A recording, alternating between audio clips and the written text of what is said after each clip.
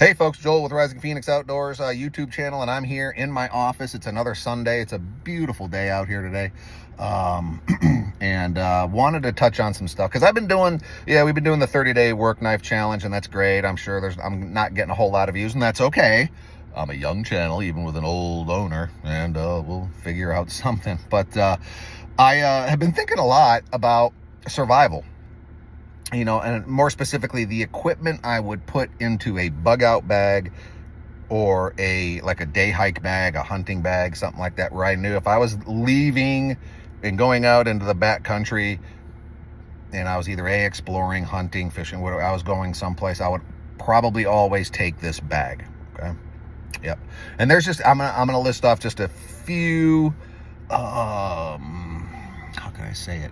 I think they're must-haves, quite honestly. So let's call them must-haves. Okay. All right. Well, the first question is a bag, a bug out bag, a day hike bag, whatever, a survival bag, whatever you want to call it. How big does it have to be? How small is it? I mean, personal preference, folks.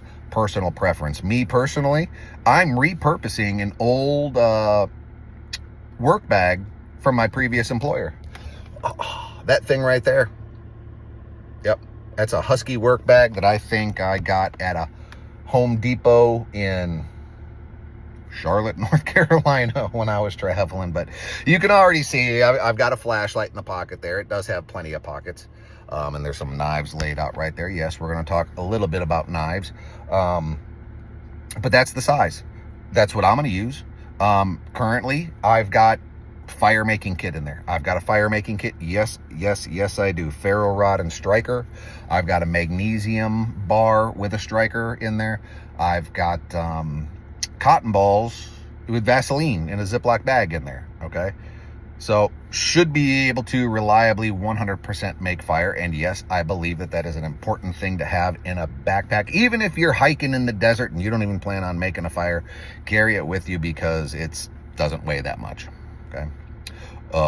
And yes, of course, the ability to make fire helps you out so much in a survival situation. It's a friend. It's heat. You can dry your clothes. You can boil your water. You can cook your food. It's a signal, right? It keeps you company. It's the TV of the wilderness. Make one. Okay. What else would I bring along in this bag? And I remember the old 2 is 1, 1 is none mantra is definitely bringing a survival type knife. And what do I mean by survival type knife? Okay. It's not small, it's not big, but it is robust. And the reason being is because you're going to want to chop with it. You're going to be probably having to do some carving with it, definitely some cutting. It's going to save your life. There's so many uses for it. I'm not going to get into all of them in this episode. We'll talk more later. Yes. So, okay. Well, you said a more robust knife. Yes, you can carry a Swiss Army knife. Yes, you can carry, a regular pocket knife. And guess what? The best knife that you can have in a survival situation is the one you got on you. Okay, well, you're going to have 2 on you. So whether you carry a pocket knife and a fixed blade or, 2 fixed blades, I don't care. Just carry 2. Okay? Carry 2. Some brands and actually some knives I actually do recommend because I have them in my possession. Okay. You've seen this one. You know this one is the Gerber Ultimate Fixed Blade. Okay. I did have some harsh criticism about this little notch right there to strike fire steel, a ferro rod. And of course, if you have to baton with it, I don't know how well it'll hold up. But if you do baton within reason, you should be fine. It's got enough heft to it. It's relatively inexpensive. And of course, it's got pommel on it so you can hammer things. Yay.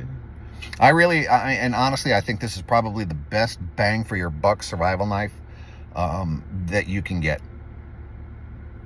Comes with a ferro rod on the sheath. It actually comes with a sharpener as well. This knife actually checks all the boxes, and I don't think it gets enough praise just because of the price point.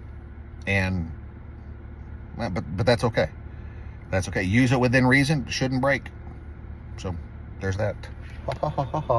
What else is a popular one out there? Oh boy, let's see here. Yeah, you can't you can't go you can't get into YouTube without seeing a video for the Gerber Strong Arm. Oh yeah, this thing right here, the Gerber Strong Arm. Relatively inexpensive, made in the USA. Same steel as the Gerber Ultimate Fixed Blade. Had some stippling, not stippling, but it's got a little bit different pommel and grip style, and yeah, but it's more robust. And the reason I say it's more robust, that spine right there, that spine needs to be thick so you can baton. It should withhold a lot of force, won't bend on you. And yes, I know there are YouTube channels out there hell-bent on destroying knives. I'm not going to do that, and I've said it before, I'll say it again, because I'm not going to utilize them in that way. Okay, this is another one. It's a little bit more expensive than the Gerber Ultimate Fixed Blade. It does come with this tactical thing that I don't like. Okay, moving on here. Okay, well, maybe that's just a little, maybe that's too expensive. Maybe, man, I'll tell you what, the Gerber Ultimate Fixed Blade, I can't remember what I paid for that, and it's been a while. Same with the Gerber Strong Arm. It's been a while, but and of course the next one I'm gonna show you too, could be, guess, the Cold Steel SRK Survival Rescue Knife. That's a good one too. Look at the spine on that. That thing's thick, comes out sharp, relatively inexpensive. It's got a great handle, square spine, so you'll be able to throw sparks with that ferro rod. 6-inch blade. It's good. It feels good. The only thing you won't be able to do is hammer, but that's all right. I don't know how much hammering you'll be doing if you're in a survival situation.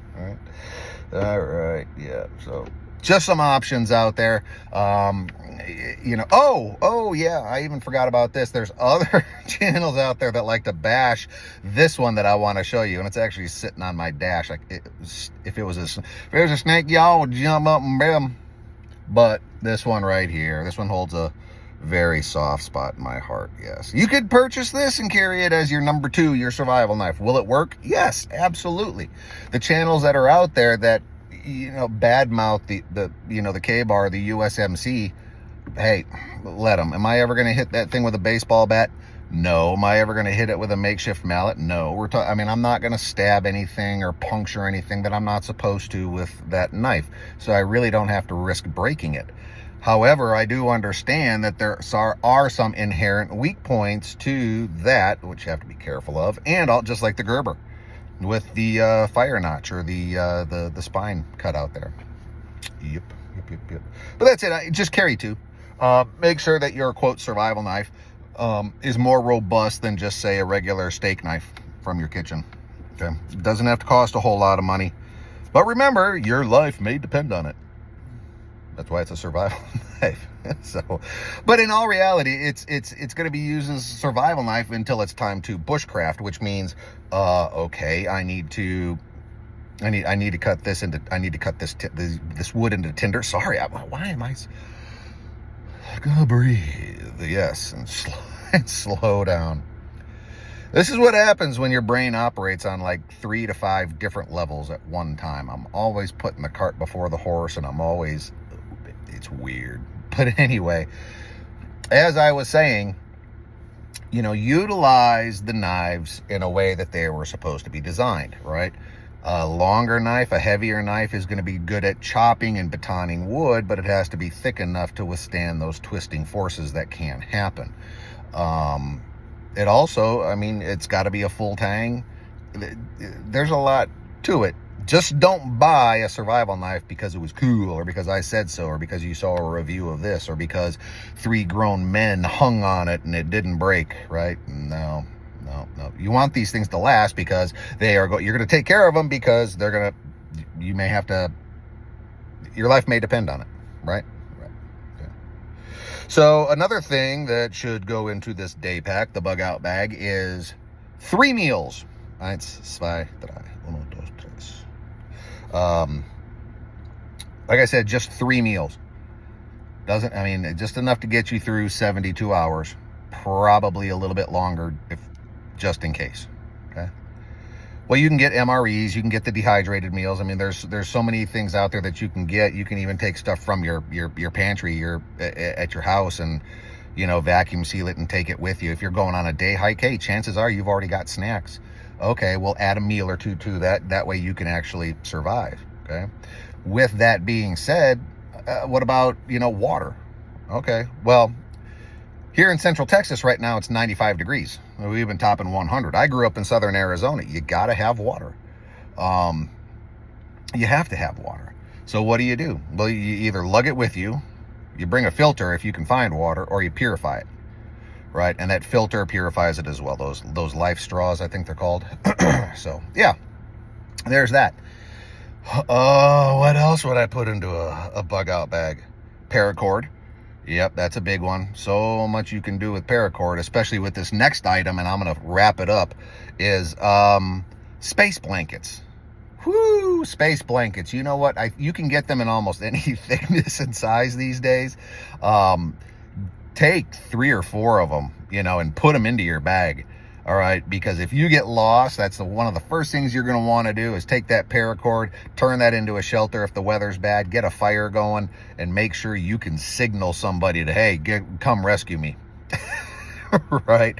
So, yeah, I'm going on we're getting close to 12 minutes here, folks. I hope my rambling kind of struck home with some of you a little bit. Prepare for it. You never know when it's going to happen, and when you do, you don't want to be caught with your pants down. All right. Now, of course, you're not going to be able to prepare for every scenario. So just take the basics. A good survival knife along with, your camp knife. Okay. A way to signal people, which can be your fire. Have a way to start fire. Make sure your knife can do the things that you need it to do, without worrying about, breaking it. Once again, 2 is 1, 1 is none. So, I will start filming some camping stuff. And I know I've said it before, but it's hot, man. And I've just got to wait until it cools down a little bit. So probably, I'm kind of hoping in about a month, maybe a month and a half, beginning of October-ish, figure it out. So anyway, folks, you know what? Keep your head on a swivel. Think about this stuff. And by the way, there's no wrong answer about what you buy and what you put into your survival pack, your bug out bag, whatever you want to call it. Okay, it's yours. You're going to use that stuff. You have to potentially use that stuff. So, hey, have at it. Well, wrapping it up. And until next time, folks, don't take any wooden nickels. See ya.